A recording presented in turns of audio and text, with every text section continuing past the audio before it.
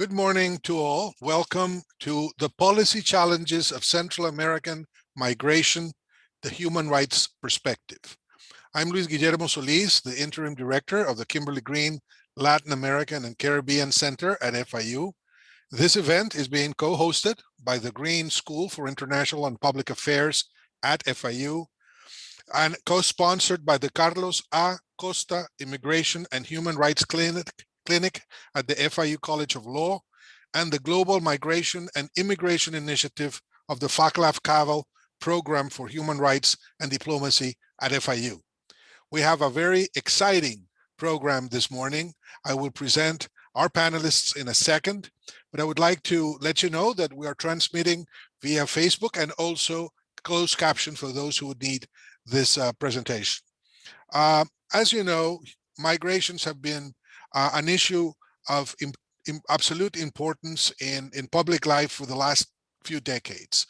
This is the kind of phenomenon that sometimes becomes a daily reminder of the great disparities in the world. And of course, it's a very complex issue. I don't have to repeat that too often. And it is also a matter that has posed a number of challenges, huge challenges to the international community, politicians, private sector, non-governmental organizations, etc. But seldom do we remember, or are we reminded of the human perspective of migrations. I mean, the costs that migration entail for those who take the challenge of leaving their countries and moving on to a different national circumstance, but also the fear it produces, the violence it entails, the uncertainty that it brings up with. In this webinar, we are going to be addressing human rights precisely from the angle of human rights. And we have a series of experts that will lead us through the very complicated factors that this perspective brings up. Allow me to present briefly those persons who are going to be participating as panelists and who are going to be also addressing your questions at the end of this first part of the webinar. Blaine Buckey is legal director of the Center for Gender and Refugee Studies based at the University of California, Hastings College of Law, where she also teaches courses on human rights. In addition, Blaine chairs the board of directors of MADRE, a global women's rights organization. Jose Miguel Cruz is director of research at the Kimberly Green Latin American and Caribbean Center at FIU in Miami. Previously, he was a visiting professor of the Department of Politics and International Relations at this university. He is a researcher on issues of security, violence, youth gangs, political, cultural, and democratization, and has a very long and outstanding scholarly career. Juan Carlos Gomez, JD, is director of the Carlos A. Costa Immigration and Human Rights Clinic at Florida International University's College of Law. Professor Gomez has been defending the rights of individuals in immigration matters for over 30 years. As an attorney for a Central Americans Refugee Project, he helped in representation of thousands of individuals in the southeastern United States in a national class action. He has represented refugees from every part of the world where there have been conflicts over the last 3 decades. And Professor Ann C. Richard served as Assistant Secretary of State for Population, Refugees, and Migration in the Obama administration. She currently is the James R. Schlesinger Distinguished Professor of the Miller Center for Public Affairs at the University of Virginia. Prior to joining the Obama administration, Ms. Richard was the Vice President of Government Relations and Advocacy for the International Rescue Commission. Ms. Richards is a graduate of Georgetown University's School of Foreign Service and has a master's degree in public policy studies from the University of Chicago. So as you can see, we have a fantastic group of experts who are going to be providing information regarding this issue of migrations from a human rights perspective. Let me begin immediately then, having made these presentations, with a question to Professor Jose Miguel Cruz. And it is a very basic question, Jose Miguel, but I think it's worth exploring it, particularly from the perspective of the human rights issues that we're bringing into the discussion today. Why Central Americans keep on coming to the United States? What are the issues and what are the factors, the determining factors of their flight? Thank you very much. Thank you, Presidente Solis, and thank you all my co-panelists for the opportunity to share these ideas, these experiences in terms of research I would do here. Well, to answer your question, President Solis, let me talk about something that we're doing here a lot in terms of research, and we have a program of migration, Central American migration, which we are exploring certainly the causes of why so many Central Americans keep coming to the United States, right? And as part of that program, we have been going to the region, to Central America, obviously pre-pandemic, and to Mexico to talk to some of the migrants who are en route or who were en route to the United States. And I just wanted to share a couple of stories of a couple of women that I personally talked to them in a refugee center in Mexico City. This was in late 2019. And one of them, and I will call her Evelyn here, it's not her real name, but just to talk about her case or her story. Evelyn is a Salvadorian, around 30 years old, and she left El Salvador. She was from a semi-rural part of the country. She left El Salvador because for years she had been victimized by her partner, by her husband, and domestic abuse, right, for many years. The husband happened to be a police officer, right? So they got to a point in which one of those occasions she was badly beaten. And when she got to the hospital basically reported the beating, right? And reported, you know, the husband basically, who was a police officer, right?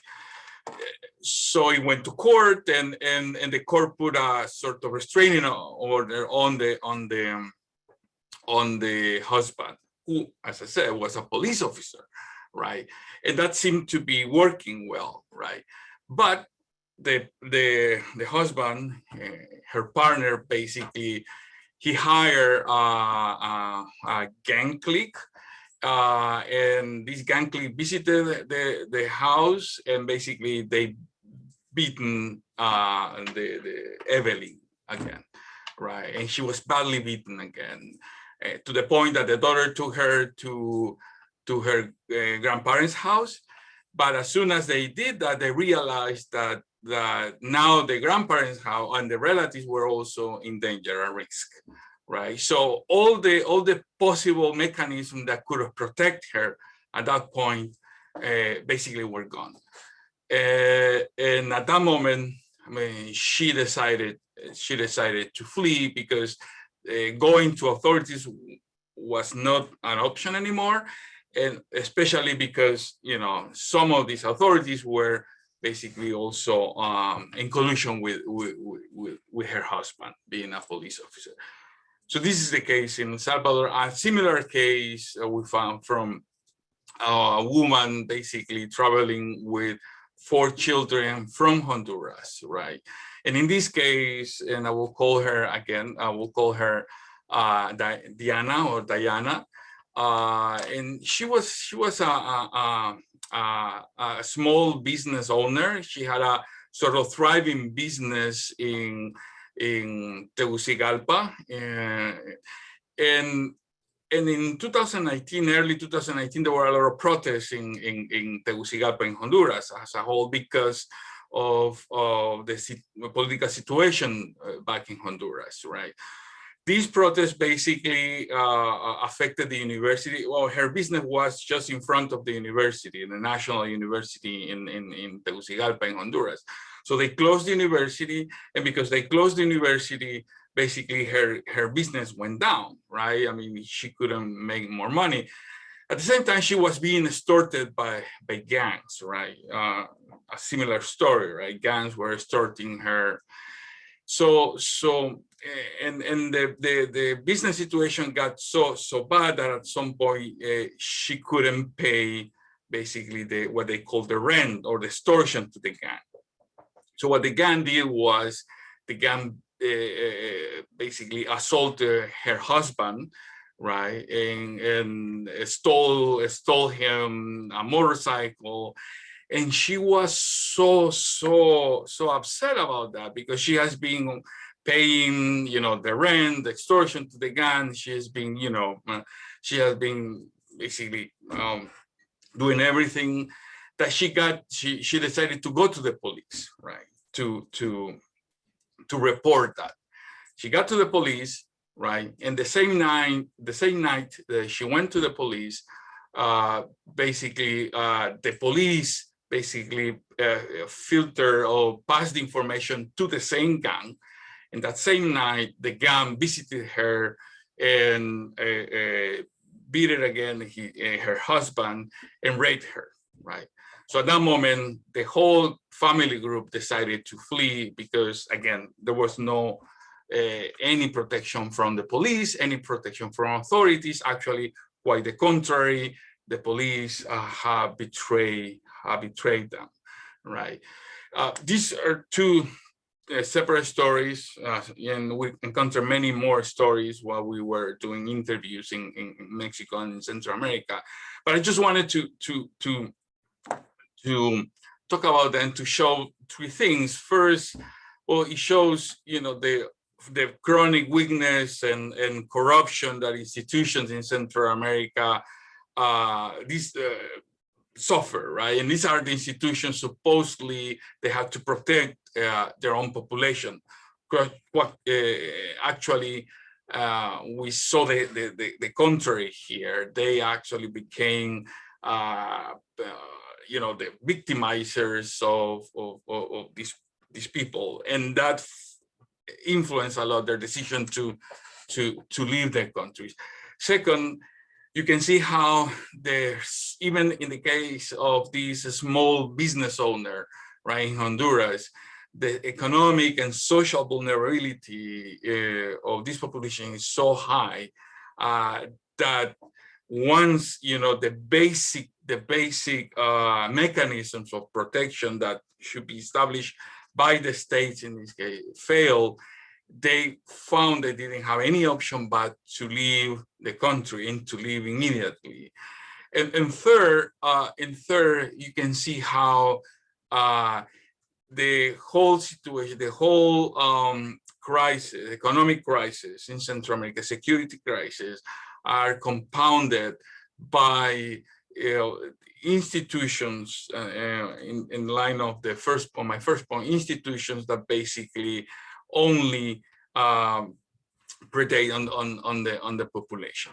So this just to show some of the cases of people who are coming to the United States and show how the intrinsicies of migration and the situation back in Central America.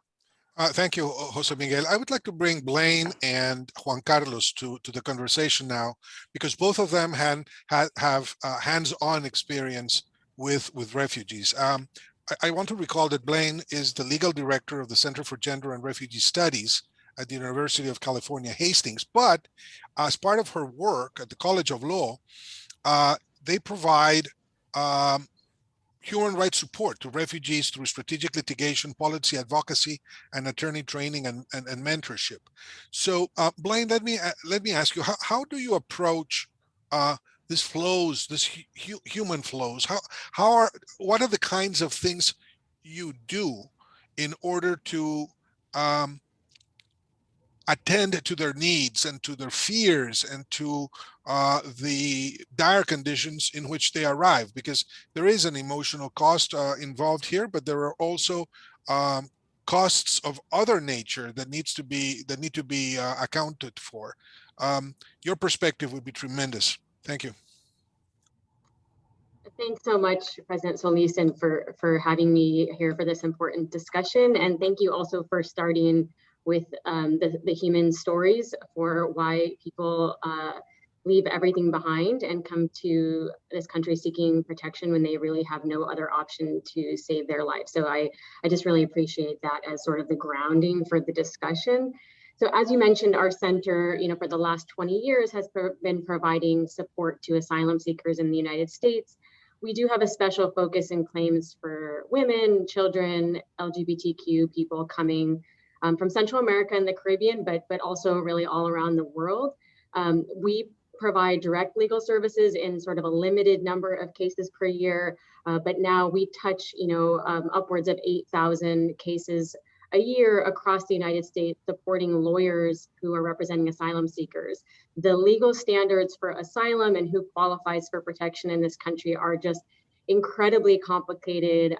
The evidentiary requirements for asylum seekers have just slowly been ratcheted up, year by year. There's more and more sort of that we put on asylum seekers who are people coming to this country often with nothing but, the shirt on their backs, people who are really in crisis and don't always have the opportunity to grab all of the evidence, that might support their claim. So where our center comes in, and also Professor Cruz, we have experts around the country who really help us understand what are the underlying conditions in the country that force people to flee, to really help shape their claims and show why they are deserving of protection in the United States under these very complicated legal protection. And as you mentioned, the asylum seekers, people coming here in these really dire circumstances, fleeing domestic violence, sexual violence, predation by gangs or cartels, discrimination against indigenous people, people who are standing up against, corporations involved in mineral extractions in their country, people, religious minorities, they've experienced just, very, very traumatic conditions. So our center really helps to train attorneys in how to do trauma-informed, really client-centered representation that accounts for their legal needs, the ability to have status in this country, and the ability to work and support themselves and really have safety is sort of the number one concern, but then really how to address the client as a whole person and address the traumatic experiences that they've been through. That's not something that you're necessarily trained on how to do in law school. Some law schools, the clinic, I know we're going to hear from my colleague as well about that, and some of, how we really train the next generation of attorneys to represent this population, not just in their legal needs, but really as the whole person, and offer these other supports and services to the individuals. They're often fleeing, for a multitude of reasons, not just the violence, but then we've seen, natural disasters in Central America over the last couple of years that have made, already really desperate circumstances that much worse. And the ability of their governments to offer protection that much less. So they're coming here with a lot of different needs. So yeah. Thank you. Before I go to Juan Carlos, Blaine, let me ask you this, but I would like all the other panelists to bear it in mind, because it was very important you mentioned this difference. It is not the same to be a refugee man than a refugee woman. It is not the same, a migrant man than a migrant woman. It's not the same to be a migrant woman than an LGBTQ man. There is a differentiation in the impact that living in a country has on individuals with different conditions, gender conditions, and even, as you say, vocational, in the case of people who are defending the environment, etc. But I would like to center this in this issue on women. Is there a very clear, distinct way of approaching women migrants than any others?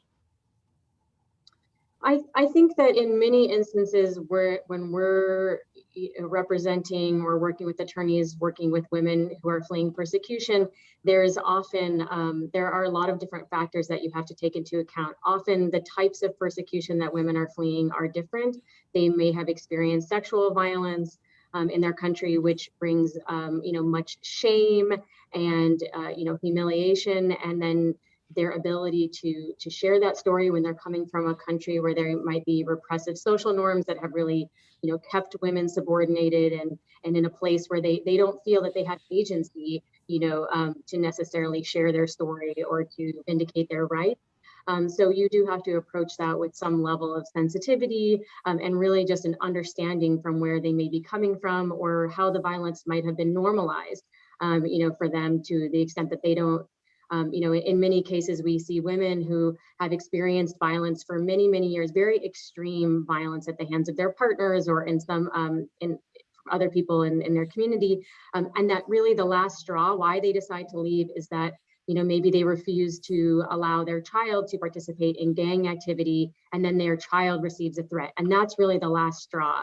And they might not, share their story with you about their long history of abuse, but really about their child. So it's, how do you really develop that rapport to with the client to understand their full history of abuse and persecution to really be able to offer them that kind of support. So I think that, there are differences in terms of the types of harm they've experienced and just really their ability to navigate the U.S. immigration system. There are differences for how you approach those cases. Oh, thank you, Blaine. Now I go to Juan Carlos Gomez. I want to remind you, he is the director of the Carlos A. Costa Immigration and Human Rights Clinic at FIU. Juan Carlos, can you refer to these issues as well that Blaine has been talking about, and particularly try to refer them to the Central American migrants that you deal with? Well, exactly, and thank you. So everything that Blaine has said, I completely agree with. Now, I'm sure she would enjoy hearing that from anyone who is like, because you're used to students saying, "Oh no, I don't agree with you," and so I'm glad that I can agree completely with everything she said. Understanding that, I'd like to add a few things. One is, in terms of the stigma, there are other layers of stigma. One is that you have this major problem where people do not understand that they have rights to be free from violence, that they have rights and that they're not somebody's chattel. You have the situation with families sort of supporting that, oh, you're a woman, you have to tolerate this. This is your destiny.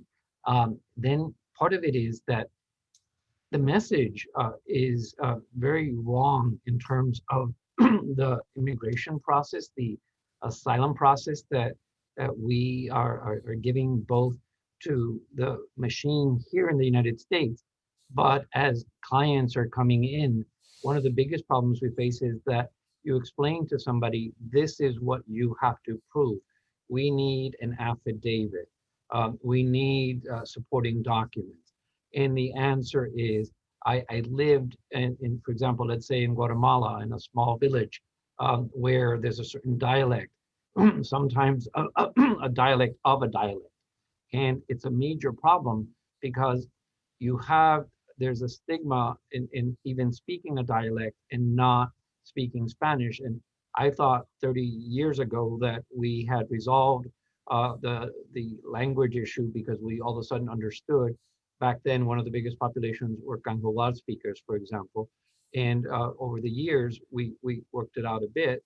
And every once in a while, I'm horrified when I hear in an immigration court, oh, that dialect is close enough to this other one, so that we can get a certain percentage of what they're saying. Well, you're also holding up people to standards. And instead of trying to address the problems, we as a country have been creating obstacles.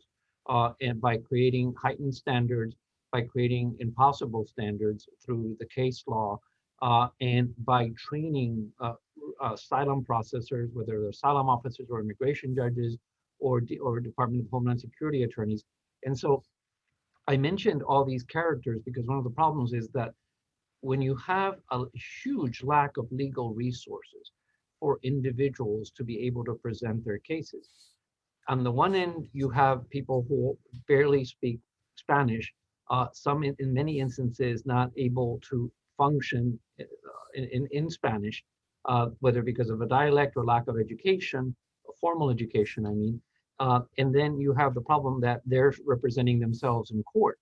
And in court, you historically have these ex parte, in other words, communications without participation of all parties, where the government attorney and the judge are discussing what they're going to do with this person, as opposed to having a fair hearing, having a fair shot at applying for any kind of relief. And then you have the issue of that people are supposed to magically figure out what the terms race, religion, nationality, political opinion, in particular social group, understanding that there are volumes written on particular social group.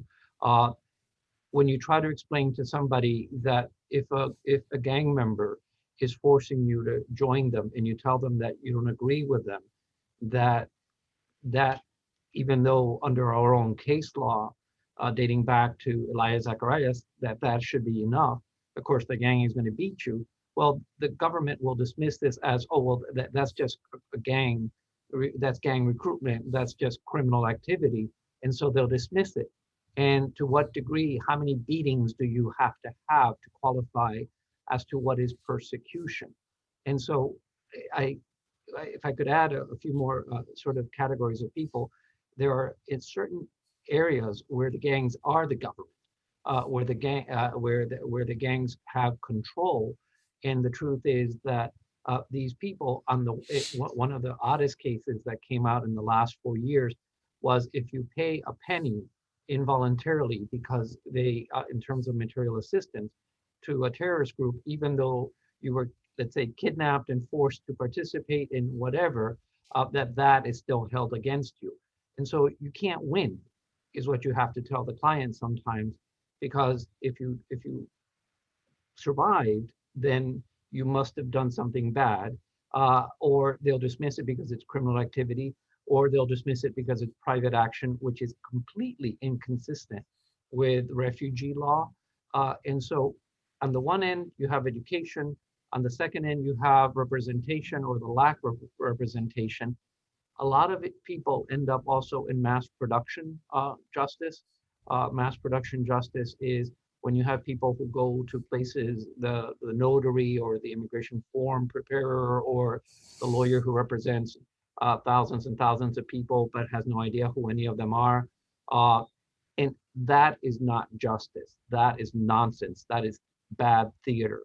And so the question is, how do you also train lawyers and decision makers to be aware of domestic violence, to be aware of domestic violence within different cultures, to be aware of mental health issues, to be aware of so many things that are just misunderstood.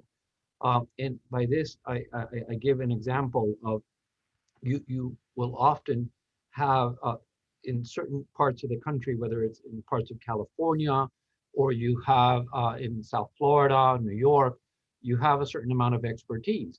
And Homeland Security in the last few years was intentionally shuffling people off to places where they knew they couldn't win. I'll name the state of Louisiana as an example. The chances of you ever winning asylum in Louisiana were you might as well have bought a lottery ticket because you're not gonna win. And the thing is, though, that you have people in isolated detention centers, people in isolated areas of the country where the judges were basically prosecutors in black robes. The word judge was a misnomer, with all due respect, because these were people who were directed by quotas. They were directed by these people are just fleeing chaos and violence. And that was such a misunderstanding of the situation in Central America. Thank you. On that issue of Central American migrants, I would like to ask Ann Richard, who was the Assistant Secretary of State for Population, Refugees, and Migration under the Obama administration, if the numbers, the nature, and the closeness of Central American migrants and the Central American situation, in your view, are enough to provide sort of special status to these migrants. The United States receives migrants, thousands of them from different parts of the world, but the biggest and probably most challenging issue that the United States has at hand now are these massive concentrations of Central Americans. How do you view them as a decision maker, and what do you think about this issue? Well, thank you for the question, and thank you for inviting me to be part of this panel. As you know, but the audience might not, is that when I was in office, you were in office as the president of Costa Rica. We actually I visited you, we worked together, and so this is a very nice reunion for me personally to be invited by you, but also a reunion with colleagues at FIU who I've come down to see a number of times, and I'm just sorry it's not in person this time, but it will be in the future, I'm sure. Because I so am impressed by the FIU faculty and also FIU students who bring so much to this particular set of issues. You know, do the Central Americans coming north require a special status? Well, let me give you a very clear yes and no. The reason they don't is that anyone approaching our borders in the US has the right to asylum and to make a claim and to get a hearing if they are fleeing for their lives. And what has distressed me in the discussions that have been going on in the last few months as the Biden administration has come into office and as attention has shifted to the American Southwest southern border, is that very few commentators talk about the right to asylum. And this idea that if someone approaches, they should be allowed in and given a chance to make a claim. And certainly some percentage of the people coming north to the US border are entitled and deserve asylum under US law. And US law is rooted in international conventions that came into being in the 1950s and 1960s after World War II, because we all agreed we did not want to relive the horrors of turning people back to certain death, as we had done to Jews and others fleeing Europe during the rise of fascism, Nazism, and then later communism in Europe. So there is on the books the right to claim asylum. And so the problem here is not that there needs to be a special status. The problem here is that the Trump administration was not following our own laws.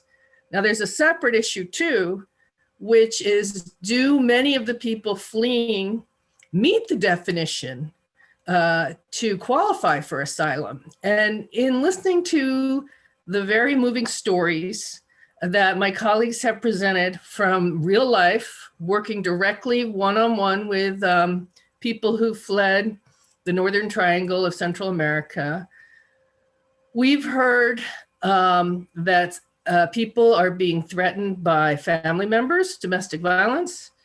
People are being threatened by criminal gangs. And sometimes the criminal gangs are linked in with the authorities. Police may be on the take, they may be corrupt, they may threaten innocent citizens instead of serving the public as they're supposed to. The definitions of who's a refugee, the definition of who qualifies for asylum was all predicated on the idea that people were fleeing their own governments and that the governments were persecuting them and the governments were threatening them. And in the modern world, we see people fleeing war. And fleeing for their lives because their government is unable to protect them, or in fact may sometimes be threatening them in the case of civil wars. And so we see something kind of different with Central Americans coming north from the Northern Triangle, which is they are indeed running for their lives, but the people they're fleeing may not be the official authorities, may not be persecuted by their governments, but what's happening is their government is failing to protect them from criminal gangs, from narco traffickers, from people in league with criminal gangs. And so for me, this is a reason to let them into our country and to hear their stories and to give them a sanctuary. because they are absolutely fleeing for their lives. And we've seen the case histories of people who have been sent back and then did get murdered because they were unable to get sanctuary in another country. So we know that when they talk about being threatened, they're quite serious about it, that that a segment of this population is in fact running for their lives. And so I would say they deserve a hearing. Their governments are unable to protect them, and they should not be pushed back. Others would say, well, and in fact, I heard this from then Senator Jeff Sessions. He later was Attorney General Sessions. He would say, look, criminality exists all over the world. Why do we have a special responsibility to protect people from criminals? So that's a much more hard-headed and hard-hearted approach. I would say, you know, these are innocent neighbors of ours. They could potentially make great contributions to our society. We should, in fact, let them in. And so this is the range, I think, of discussion that would be logical to have in the US. We're not having that discussion. Instead, we're having a very politicized discussion that focuses only on that really narrow strip of land along the Rio Grande, along our border. We see this become highly politicized, no mention of the right to asylum, very heavy emphasis on, in the Trump administration, on just pushing people back, not letting them in at all. And we see that the Biden administration has taken some actions that are quite positive in terms of having a very serious approach to this issue, having professionals brought into the White House and the agencies to grapple with these issues, making very clear their intentions in the campaign about what was needed to be done, and also bringing a domestic and an international approach to look at both sides of the border and look at the basis for why people are fleeing in the first place. So all of that is good. The problem is it's a there's so many aspects to this crisis, and there is no one single solution that's going to solve the crisis. And so as you yourself know, President Solis, we have to look at the situation in the Northern Triangle countries themselves. We have to consider the historical reasons that there is unrest and criminality in these countries. We have to look at what has worked in the past, what hasn't worked in the past, to try to resolve the situations there. You know, Vice President Biden took a very strong interest in getting $750 million from Congress to spend in this area to try to improve the protection of the citizens of these countries. He now is seeking has committed $4 billion to this region. But like I say, there's no single solution, no single short-term magic bullet that's going to change this whole situation overnight. And so we have to, I think, support a number of approaches. One of the things that I did as I saw this conversation going on with criticisms of shelters and how children were being treated and how adults were being treated and how most people were being pushed back and how even the pandemic was being used as an excuse to not let people in under Title 42, a public health law, is I looked at it from a different point of view. I said, instead of looking at all the little changes that are needed to do a better job at the border, let's look at some fundamental principles that we need as we build a much stronger and a fairer program. And so the three things I thought that should be the basis for any response by any political party in the United States is respect the right to asylum, that these folks who are approaching our border to seek asylum should be allowed a chance to stake a claim. Now, if someone says they're just there because they're an economic migrant and they would like a job, then I understand under our current laws, they can be sent back immediately. But this respecting the right to asylum ought to be a core part of our discussions and certainly our response. Second, to treat all people with humanity and dignity. One of the mistakes I think that authorities in the US have made in the past is thinking that if people approaching the border are mistreated, they were less likely to come back again. Not only is it not true, what does it say about us as a people, really? We should not mistreat impoverished people who have suffered so much, who have made this dangerous journey. We should be better than that.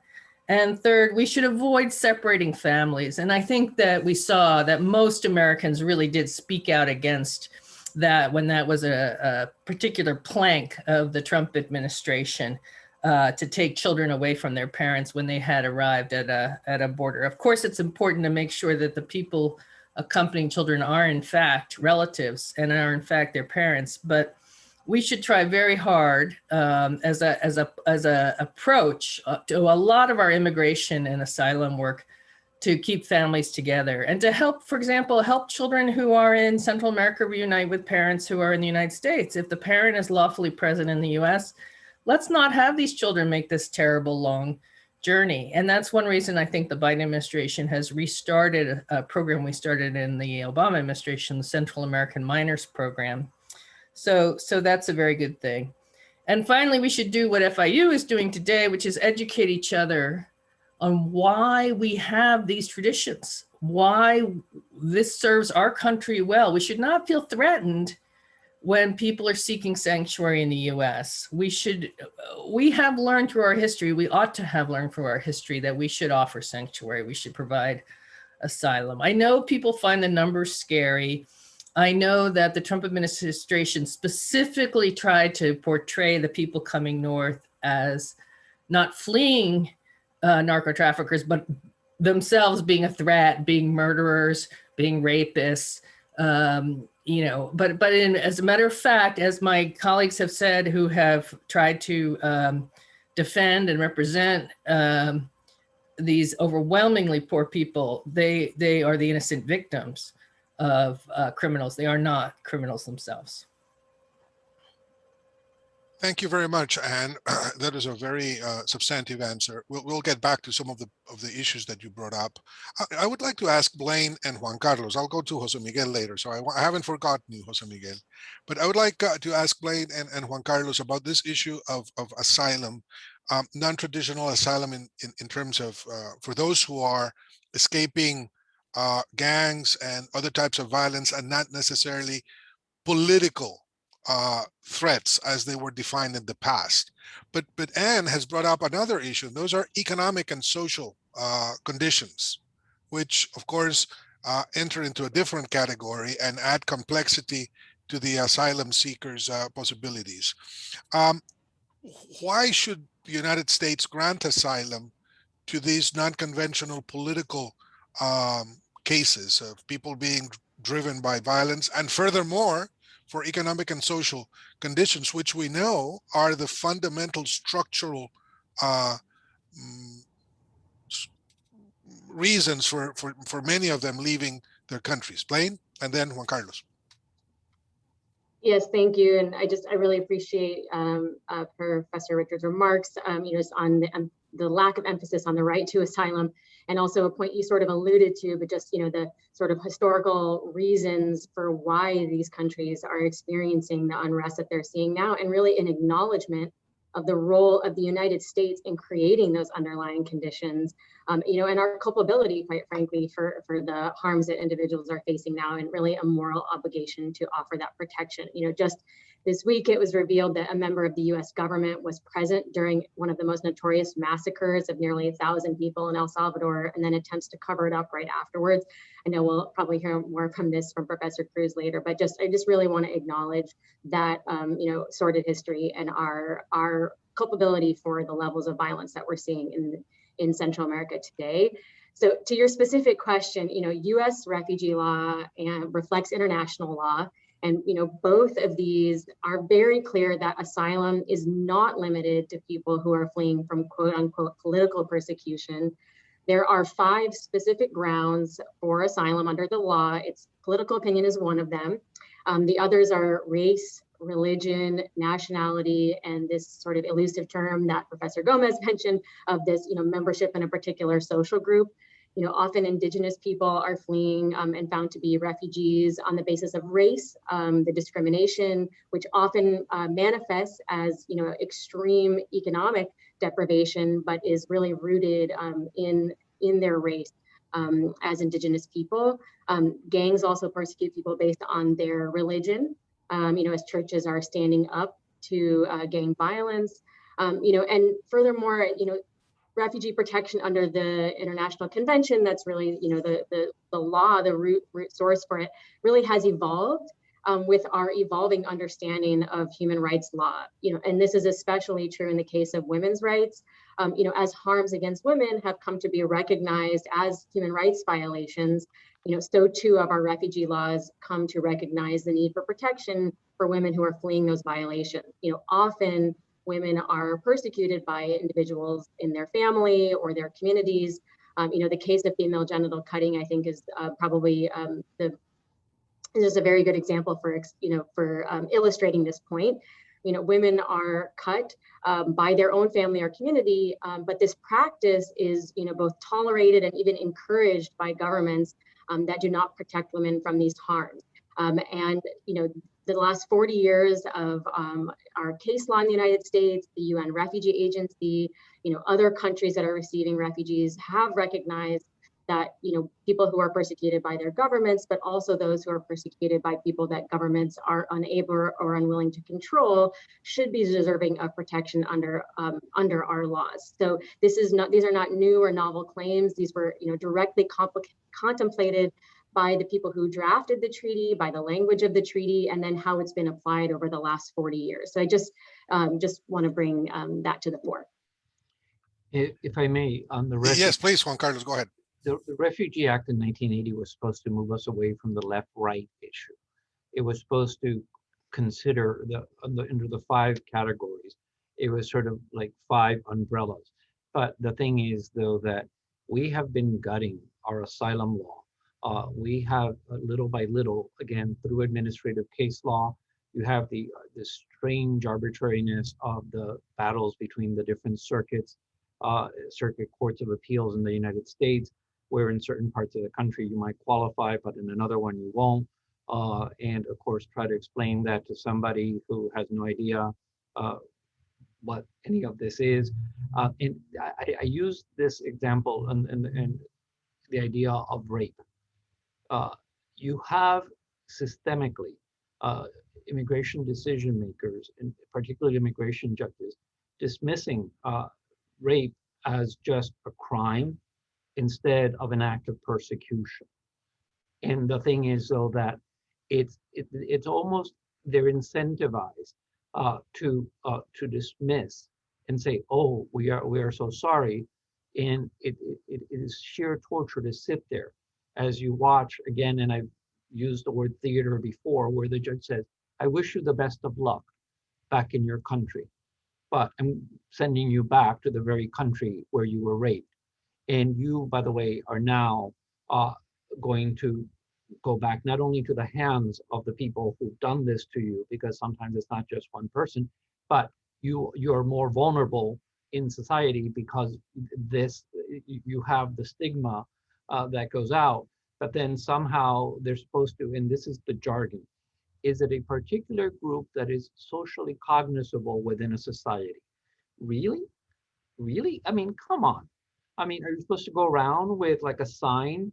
Are we supposed to get an affidavit from the persecutor, from the rapist? And the thing is, though, that you have that, whether it's that kind of violence, you have it in terms of violence against LGBTQI, you have it against the mentally and physically disabled. And the thing is, though, that the governments of these countries are failing. And when I say failing, I include some intentionality in this, to protect their citizens. They have an obligation to protect their citizens, but they don't. And I put it squarely on the hands, on the shoulders, on the heads of the leadership of these countries that have failed. And so, but we as a country have an obligation. And I'm going to give you a period of time that was very exemplary of what it is that we still have not been able to overcome. 1980, we passed the Refugee Act, right? By 1990, 10 years later, we get regulation to implement the Refugee Act. This means that there wasn't a trained officer corps. We did not have individuals. You have individuals who might do citizenship one day, they might do adjustment applications, work permits, and then on the side, they would do asylum also. And the thing is, though, that we thought we were moving in the right direction in terms of training officers, in terms of trying to gather information. There were certain successful examples over the last few decades of where we figured out that we had a problem. Think of identifying certain individuals, particularly women in the Balkans, that rape was a tool used as a form of persecution, but they were treated differently than the Central American refugees or asylees that we're dealing with now. And the other thing is that I'm going to give you a couple of jargonistic games that are played in our legal system. Prosecution versus persecution. That is my favorite in terms of when the government is just punishing you and not persecuting you. So if a policeman holds a gun to your head and threatens you because you're a gay man or a gay woman, the policeman is just doing law enforcement. The policeman was not doing this to you. Oh, by the way, do you have an affidavit from any witnesses who might have witnessed the policeman calling you all sorts of names? Really, who are you going to get the affidavit from? Because then they'll dismiss the affidavit as self-serving because you got a letter from a friend and the letter doesn't comply with the notarial requirements. And then the whole distinction between crime and persecution. We really have to undo, and Professor Richard mentioned the issue of the last 4 years. There's significant case law that has to be undone. There is significant set of policies. There are a significant set of policies that have to be undone to get back to a spot that wasn't so great to begin with, where we stood before the 4 years. No disrespect to the ambassador or professor, but we really need to rethink of what we're doing. And there's one thing extra that I can think of is that this Northern Triangle situation is one more hotspot in the region. If you think of Venezuela, if you think of the situation in Colombia, Peru, whatever other country you like, and you're going to have a situation that we faced back in the early 80s.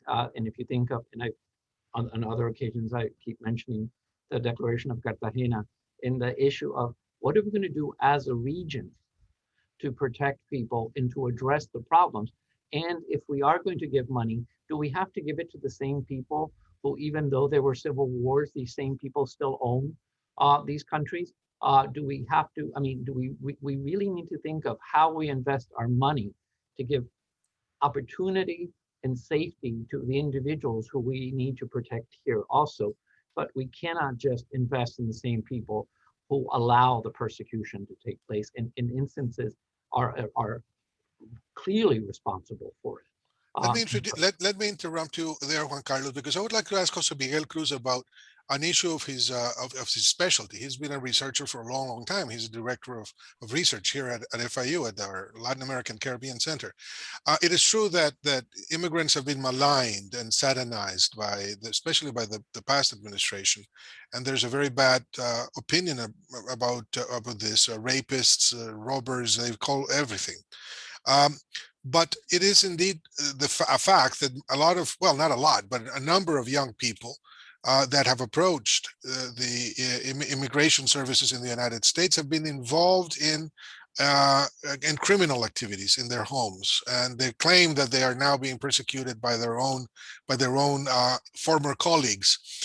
Do you find that the United States should give a refugee status to people with a criminal past, Jose Miguel? Why, if this is the case? Thank you, Presidente. Yeah, this refers to something I wanted to also refer to previously, when Professor Buki mentioned the more responsibility of the United States with the civil wars back in 1980s, right? There is more responsibility regarding that when the U.S. supported military dictatorships, and even in the face of a gross human rights violation, the U.S. kept supporting the militaries and some dictators in the region. But there's also another more responsibility of the United States, and even that more, if you want a more contemporary, more current, it has to do with actually those gangs that that dominate in some countries and some communities in Central America. MS-13, for instance, or the 18th Street Gang, which are we now appear as some of the main threats to most of the Salvadorian, Honduran, or several Guatemalans, Guatemalan population. MS-13, for instance, was created in the United States, right? And not only was created in the United States, but also was exported to Central America via deportation. And not only that, if I can take a few minutes to make a little bit of history here about the MS-13, for instance. MS-13 was created in Southern California, especially pushed in the jails and prisons of Southern California when California decided to put in jail and put in prison many kids who were suspected to be gang members, right? After being in prison, some of them went to Central America and they started gangs in Central America. There's not only more responsibility there, there is some responsibility there, but also more responsibility in the fact that after these gangs appear in Central America, the US also exported the model how to deal with them. All this idea of mano dura is based on policies like the zero tolerance policies that were very much promoted here in the US, and they were also exported back to Central America. So not only the US exported, deported some of the gang members, right? But also exported the model how to deal with them that at the end, basically make the problem even worse in Central America. Now, with this situation, certainly the problem is that what we're seeing is that many kids who join the gangs in Central America, they join the gangs because they are, in many cases, because they don't have any option, they don't have any opportunities, right? But they get, almost all of them get to a point in which they realize what they have done is really bad, and they start working to get out of the gang. The problem is, and I think Juan Carlos, Professor Gomez said this, in many of these places, gangs are the government. Gangs are the ones who control the space, are the ones who control the territory.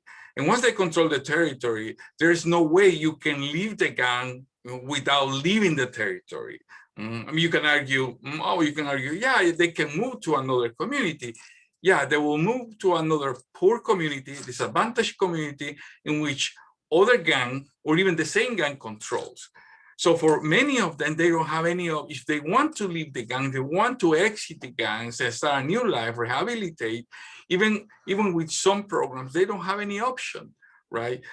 And I have interviewed countless and countless of gang members or former gang members who were in the process of leaving the gang, but at some point, either they have to seek refuge in some churches over there, which cannot, provide all they need, or in many cases they end up killed.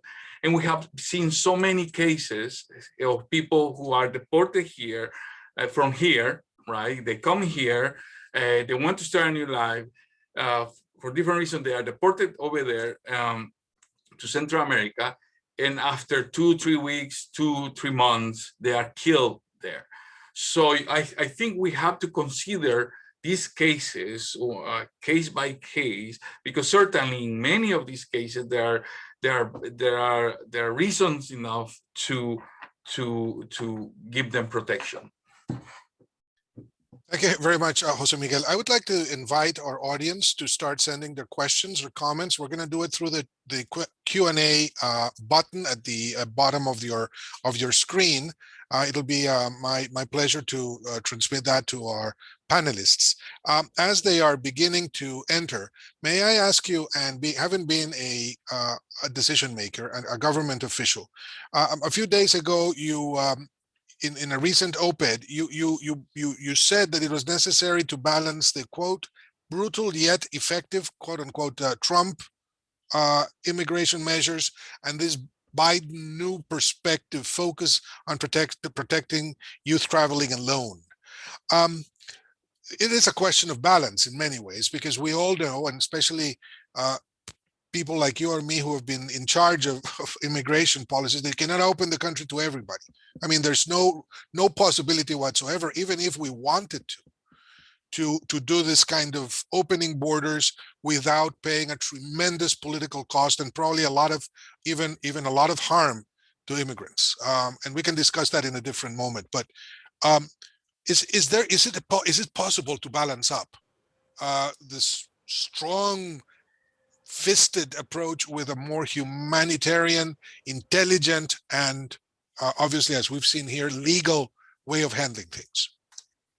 Well, I actually don't support the Trump administration's brutal approach of pushing everybody back. What I was surprised by was that many commentators who you would consider mainstream,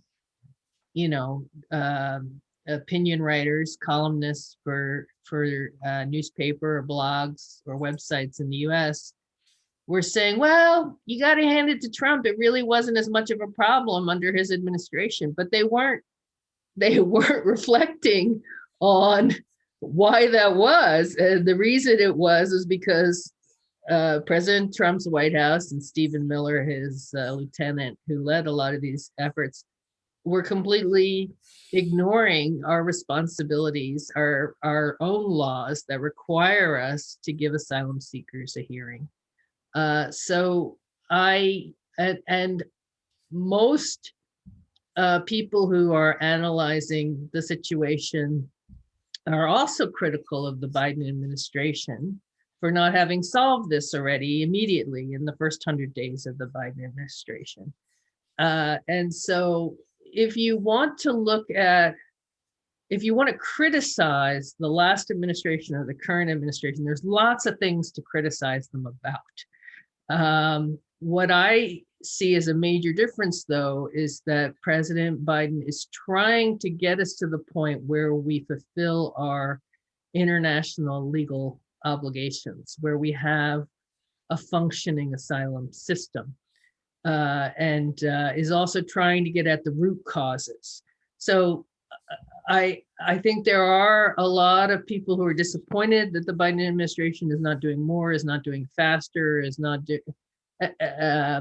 I think it's because these are really hard problems. I also think there are Americans who want to hear a simple description of the problem and simple solutions. And as we are learning from this panel, these real life situations get very, very complicated.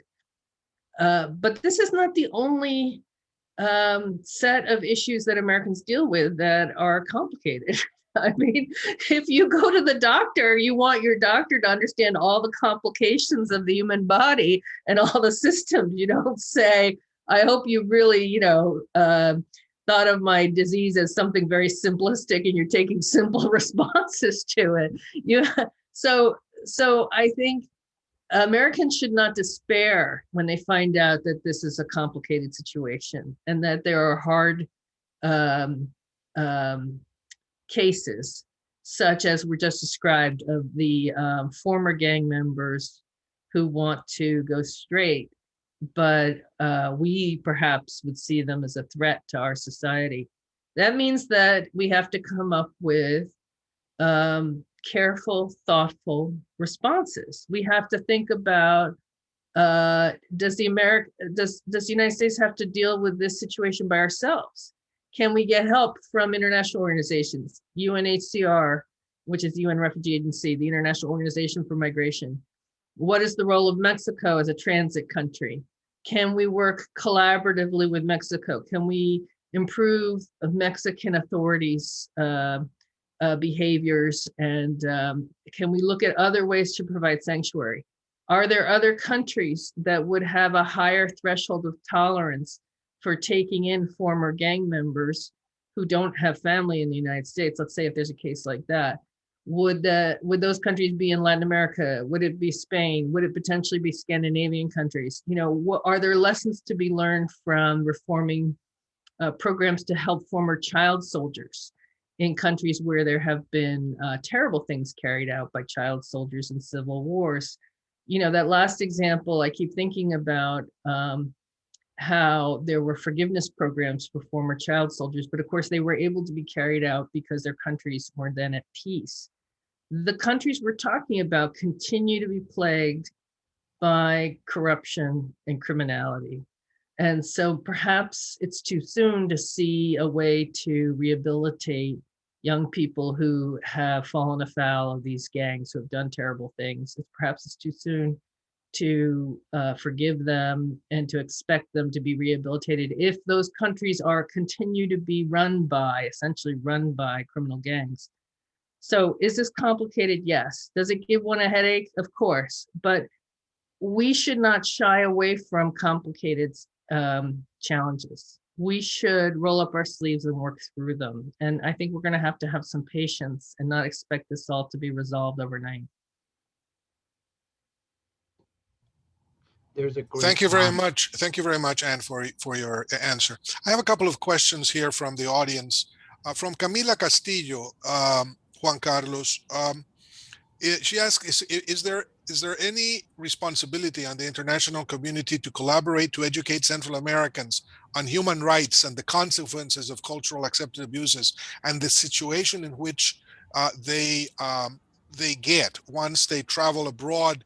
And then another one for Blaine from Ana Garcia de Dios, who asks, what is the difference, or is there a difference, between immigration detention and mandatory detention of immigrants due to crimes? Are punitive disciplinary actions against immigrants generalized regardless or of if an aggravated felony was committed or not? Juan Carlos? Two parts. One is that, of course, the international community, each member has to educate itself on human rights. In part, by the way, one of the issues, and following up on what Jose Miguel or Professor Cruz was saying, was I'm always amazed by the reactions of the diaspora from different countries. And sometimes it's a class issue, sometimes it's a race issue, sometimes it's a gender issue, sometimes it's a generational issue of, oh, when I fled from X country, these were the problems, not what you're facing now, but of course, what have they done to help? And so if you include the diaspora of each country in the international community, I wonder what that investment would be in terms of education. And then I think of something that was discussed in terms of when you send a set of whether refugees or individuals into a new society, one of the biggest problems we have, and this is, you find this in other countries, where you have a population that's resettled in name in a certain region, including especially here in the United States. I see it repeatedly. I don't know if my colleagues will agree with me, where people are in a ghetto of certain nationality, especially an economic ghetto. And one of the things that happens is that you have very little opportunity here because of, I'll give you an example that we face here in South Florida, where systems that are geared to high test scores get rid of kids when they're 16 because it's easier. So if you come to the US as a refugee, or if you get asylum when you're 16, or if you just get here, they're going to bump you out and your opportunities shrink. The international community, we talk of human rights, but we really have no sense of implementing it. One of my friends has this great joke, which is people don't just eat on Thanksgiving and Christmas, but we still use the model of use green bean cans for the poor to eat. Well, it's a lifetime thing. it's a lifetime responsibility in terms of investment in individuals from early childhood on, but yet we marginalize the strangers instead of welcoming people into whatever country. And I'm not just saying the United States, but other countries have the problem where you have a new population. I take the situation with Haitians, how easily marginalized they have been in certain countries, even though everyone right after the earthquake played the like, oh, my poor people, let us take them in, but then they treated them horribly. And then as soon as they were done with them, they spit them out. And so in that sense, I think we have an obligation to think about how we really do have a long-term commitment. And I was reminded of this great line from a Billie Holiday song, Miss Richard, the impossible will, the difficult I'll do right now, the impossible will take a little while. And I love how everyone expected on a few weeks after, why hasn't President Biden done this and that and whatever? And the answer is President Biden does not govern by fiat or by Stephen Miller policies. We have a process, and we need participation from all sides to come up with reasonable solutions. But the people who are saying, hey, why not? And the answer is, what are you doing to contribute to make things possible, to make reasonable changes possible? But they're not. And so I don't know if I answered the question, but I think the international community really needs to rethink, especially if you think of, for example, there is the right to leave hell, as I call it. It's my paraphrasing of the Declaration of Human Rights. But the question is, we discussed earlier people who are fleeing when there is no hope, when there is no food, when you're seeing your child with an inflated belly because there's no hope for them. And what would you do to take your family member from there? And the answer is those people. We really need to rethink about what are we doing for those people? Because it's not just the activist who sort of like screams in front of the Capitol building. It has to be all the poor, the marginalized also. So I'll be quiet now. Thank you. Thank you very much, Juan Carlos. Blaine, what about this question about the difference between immigration detention and mandatory detention of immigrants? Sure, and I just want to pick up on one point, just on the international community and sort of our duty to educate people in Central America, and just really want to sort of call out that there are groups on the ground in Central America that have been working for years on changing the underlying cultural norms. They have very, very progressive laws, more progressive than our own, on addressing violence against women, for example, and really have as part of that prevention and education. And just really want to call out that the support for the groups on the ground that are already doing this important work is, I think, really where we'd have the most impact. Ana Garcia, I think we should follow up and have a whole other 2-hour discussion on immigration detention. It's incredibly complicated. The statutes, they're kind of overlapping. Really depends on the individual circumstances. Even mandatory detention isn't totally mandatory. There are still limits on it. So I would just say, there's, I'm very encouraged by the Biden administration's, rhetoric around this sort of a desire to move away from detention when individuals do not present a flight risk or a danger, that we really should not be keeping people in detention, even without COVID and sort of the, petri dish sort of, detention, immigration detention as a petri dish for spread of the disease, that there is an investment and this came up in the bill and his executive orders, that there is really a move for putting in place alternatives to detention, case management programs. There's, lots of studies that show that when people have a lawyer, they actually show up to their immigration court hearings 90% of the time. So there really, there is no need for keeping people in immigration detention. It's incredibly punitive, it's dangerous, it's quite frankly a waste of our taxpayer dollars. So we're really seeing this move towards abolishing immigration detention, and I'm hopeful that we'll see that in this administration moving forward. But as I said, on these very complex statutes, I think I'll save that for another conversation. Thank you. Anne, there's one here referring to one issue you brought up, which is the role of Mexico. Jack McGuire asks, how is the co-opting of security forces in Central America and Mexico by the United States, complicating asylum cases from the Northern Triangle? Are abuses by security forces in that country trying to repel asylum seekers before they make it to the U.S. Mexico border a factor in asylum claims? And Jose Miguel, I want you to prepare yourself to answer Laura Vega, who's saying that since providing financial aid to the governments that fail to protect migrants could be inefficient, what are the other options for bettering the lives of Central American families?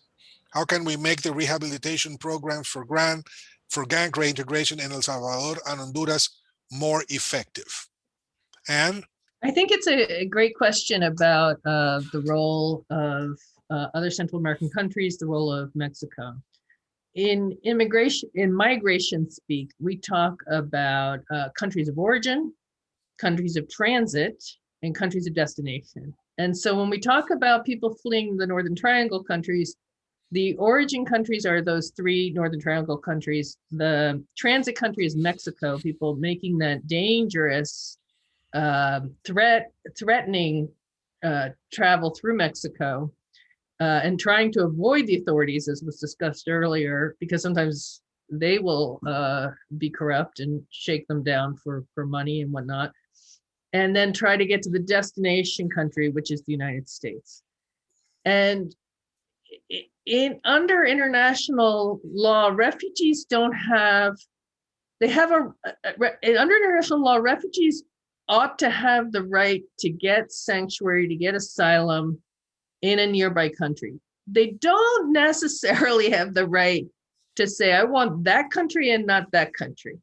Now, human beings know that there are differences in opportunities in different countries. So we saw, for example, Syrian refugees who got initial sanctuary in Turkey said, I can't thrive here. My family has no future here. I need to go and I need to get my family to Germany. And similarly, we see people not stopping when they get to Mexico, where they ought to have found safety, but instead saying, I really need to get to the United States. Perhaps they have family members there. Perhaps they see more opportunities. Perhaps they see they've heard stories that they will do better off in the United States than in Mexico. And so I think there are some really serious conversations to be had about what can be done at Mexico's southern border to help some portion of the migrants who perhaps, if they're fleeing dangers, will be able to catch a breath, to connect with family, to remain safe, and to look at different opportunities. Then, if they qualify as refugees, can we have refugee resettlement from some southern Mexican locations? If they are intent on getting to the United States, are there legal avenues to do that? And if so, can they get help to do that? One of the approaches the Trump administration used, though, that I completely reject, is the idea that if they fled one of the Northern Triangle countries, they ought to be able to be sent home to the region and go to a neighboring Central American country. And that ignored that some of these gangs have reach beyond the borders of their home countries and can arrange for terrible things to happen to people who have fled. So I think that this is where international organizations have a particularly important role to play, because they can speak about these issues in a less politicized way. They can bring in examples from around the world of what does and doesn't work. They can remind governments of the human rights of and the need to protect the people who are fleeing. And they can sometimes, and this can be done by local NGOs as well, or social workers, They can advise those who are fleeing what their rights are and what their opportunities are and what their options are. Like I said, one of the themes, I guess, that I keep bringing up is none of these responses is the ideal response. You know, you still will have young people playing the equivalent of Russian roulette, saying, I know that I am safe at the moment, but I'm going to continue on and take a very dangerous path north because and I know bad things can happen to me, but I'm still going to risk it. So I think that none of the things I'm talking about eliminates that young person choosing to take a risky trip. But what we want to do is, you know, bring the numbers down, reduce the numbers who are in jeopardy, who are really in great danger, by looking at lots of different ways, lots of different programs. Blaine reminded us of the groups in the countries themselves, and of course, groups working in Mexico that are deserving of more support as they try to provide real help to migrants and people fleeing. Thank you very much. We're running almost to the end of the program, 10 minutes left. So I would like to request the panelists to try to be short in their answers so that we can attend to a few questions that we still have left. Jose Miguel, what about your question? And let me ask this to Blaine from Ernesto Fioqueto. She says that the last major immigration reform was the Immigration Reform and Control Act of 1986. Is it necessary, a serious debate in Congress as to reforming the law? Is it possible? How beneficial would it be that immigration reforms were not partially addressed by a bill from the executive power, but from Congress? Jose Miguel? Yeah, well, I think there is a lot being done in Central America right now, especially from civil society, right? Professor Buki said that, for instance, Central America and some countries in Central America have very progressive laws in terms of women's rights and others.